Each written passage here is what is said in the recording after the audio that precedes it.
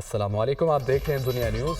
میں ہوں عمران یوسف۔ ہنیز اب جان چکی ہیں بلیٹن کے آغاز میں آپ کو بتائیں کہ کوئٹہ میں دکی کے کوئلہ کانوں پر مسلح افراد کے حملوں میں 19 کارکن جاں بحق ہو گئے، 7 زخمی ہوئے۔ رات کے نامعلوم مسلح افراد نے دکی کے ڈسٹرکٹ چیئرمین حاجی خیر اللہ کی کوئلہ کانوں پر راکٹ اور دسی بموں سے حملہ کیا، جبکہ جاں بحق ہونے والے کارکنوں کا تعلق پشین، قلعہ سیف اللہ، یوب، مسلم باغ، موسیٰ خیل، کچلاک اور افغانستان سے ہے۔ زخمیوں کو ٹیچنگ اسپتال لورالائی منتقل کر دیا گیا ہے۔ مسلح افراد نے 10 کوئلہ کانوں کی مشینری کو بھی جلا دیا ہے۔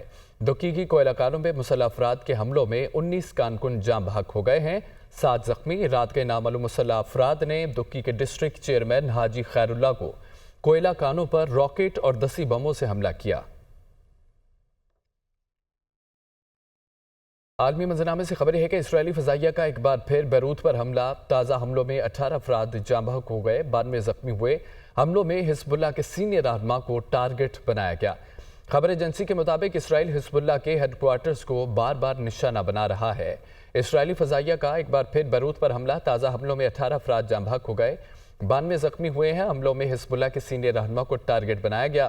اسرائیل حزب اللہ کے ہیڈ کوارٹرز کو بار بار نشانہ بنا رہا ہے۔ خبر ایجنسی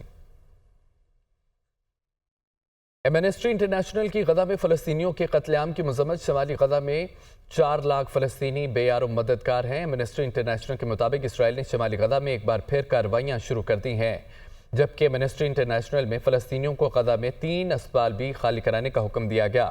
ایمنسٹری انٹرنیشنل کی غزہ میں فلسطینیوں کے قتل عام کی مذمت۔ شمالی غزہ میں 4 لاکھ فلسطینی بے یار و مددگار ہیں۔ اسرائیل نے شمالی غزہ میں ایک بار پھر کارروائی شروع کر دی ہے، فلسطینیوں کو غزہ میں 3 ہسپتال بھی خالی کرانے کا حکم دے دیا۔ اسرائیلی فورسز کی غزہ پر وحشیانہ بمباری جاری ہے۔ وسطی غزہ میں اسکول بناگاہ پر اسرائیلی فضائیہ حملے میں 28 فلسطینی شہید ہو گئے، 92 سے زائد زخمی ہوئے۔ غزہ کی پٹی پر وحشیانہ بمباری سے ایک ہی روز میں 63 فلسطینی شہید ہو گئے۔ اسرائیلی فورسز نے پناہ گزین کیمپوں اور رہائشی عمارتوں کو نشانہ بنایا۔ اسرائیلی فورسز کی غزہ پر وحشیانہ بمباری جاری۔ وسطی غزہ میں اسکول کی پناہ گاہ پر اسرائیلی فضائیہ حملے میں 28 فلسطینی شہید، 92 زخمی ہو گئے۔ غزہ کی پٹی پر وحشیانہ بمباری سے ایک ہی روز میں 63 فلسطینی شہید۔ اسرائیلی فورسز نے پناہ گزین کیمپوں اور رہائشی عمارتوں کا نشانہ بنایا۔ اسرائیلی فورسز نے خان یونس میں 4 فلسطینیوں اور جبالیہ پناہ گزین کیمپ پر 3 فلسطینیوں کو محاصرے میں شہید کر دیا۔ ادھر امریکہ میں سمندری طوفان سے 1000 سالہ بارشوں اور سیلاب کا ریکارڈ ٹوٹ گیا ہے۔ سمندری طوفان سے 100 سے زائد مکانات تباہ ہو گئے، 34 لاکھ افراد بجلی سے محروم ہے۔ 270 کلومیٹر فی گھنٹہ کی رفتار سے چلنے والی ہواؤں نے تباہی مچا دی ہے۔ ملٹن نے وسطی فلوریڈا کو عبور کرنے کی تقریباً 12 گھنٹے گزرے۔ سمندری طوفان کیٹیگری 1 میں تبدیل ہو کر آپ کو بتائیں کہ امریکہ میں سمندری طوفان سے 1000 سالہ بارشوں اور سیلاب کا ریکارڈ ٹوٹا ہے۔ سمندری طوفان سے 100 سے زائد مکانات تباہ ہوئے، 34 لاکھ افراد بجلی سے محروم۔ 270 کلومیٹر فی گھنٹہ کی رفتار سے چلنے والی ہواؤں نے تباہی مچا دی ہے۔ ملٹن نے وسطی فلوریڈا کو عبور کرنے میں تقریباً 12 گھنٹے گزارے۔ سمندری طوفان کیٹیگری 1 میں تبدیل ہو کر بحیرہ اوقیانوس تبدیل ہوا ہے۔ سمندری طوفان سے بہت زیادہ تباہی ہوئی ہے۔ امریکی ریاست فلوریڈا میں تعمیر نو پر اربوں ڈالر لگیں گے۔ آگے بڑھتے ہوئے آپ کو بتائیں کہ وزیراعظم شہباز شریف سے سعودی عرب کے وزیر برائے سرمایہ کاری خالد بن عبدالعزیز کی ملاقات ہوئی ہے۔ وزیراعظم نے سعودی وزیر سرمایہ کاری اور ان کے وفد کو پاکستان آمد پر خوش آمدید کہا۔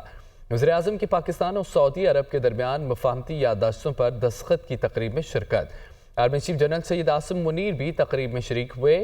دونوں ملکوں کے درمیان مختلف شعبوں میں تعاون کے معاہدے ہوئے۔ تفصیلات دیکھتے ہیں اس رپورٹ میں۔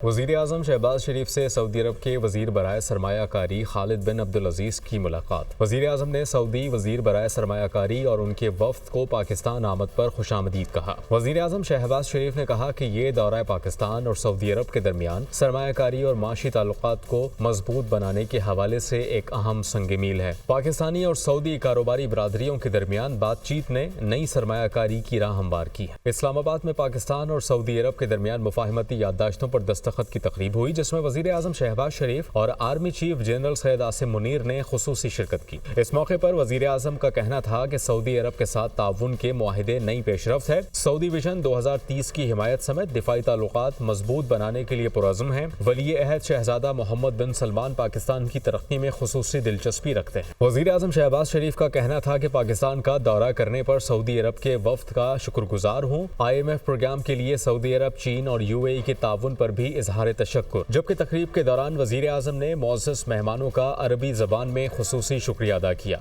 Pakistan Saudi friendship long live जिंदाबाद। शुक्रन जज़ीलन अक़ल करीम। पाकिस्तान और सऊदी अरब के दरमियान मुख्तलिफ शोबों में ताउन के मुआहिदे भी तय पाए। सेमी कंडक्टर्स की तैयारी, टेक्सटाइल, ट्रांसपोर्ट, तवानाई और पेट्रोलियम के शोबे में ताउन पर इत्तेफाक किया गया। दोनों ममालिक के दरमियान मसाला जात, सब्जियों की बरामद बढ़ाने, साइबर सिक्योरिटी और हुनरमंद अफरादी क़ुव्वत के हवाले से मुफाहमती याददाश्त पर दस्तखत किए गए।